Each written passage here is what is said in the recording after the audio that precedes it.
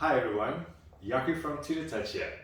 In today's video, I will be demonstrating how to access PHET or PHET Simulations on our tutortouch panels, giving you the opportunity to go into different subject matters and use simulations to teach those subject matters on the panel. So all you need to do is activate your browser, go to the corresponding URL and then click on Simulations. Once you click on Simulations, that will give you the drop-down menu of the different subject matters. You can click on the specific subject matter you would like, and then from there go to the different simulations and choose the corresponding one.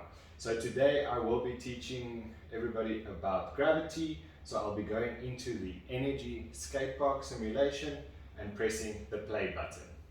This will activate the corresponding simulation, and from there you do have a bunch of options that you can play around with. So if I put the little lady on there, she will then go up and down according to the settings of the friction and the gravity, as well as the mass that we have set up. So if I increase the gravity, you'll see the little girl will go lower, and if I decrease the gravity, she will just fly off the screen. So that was just a quick demonstration on PHET Simulations.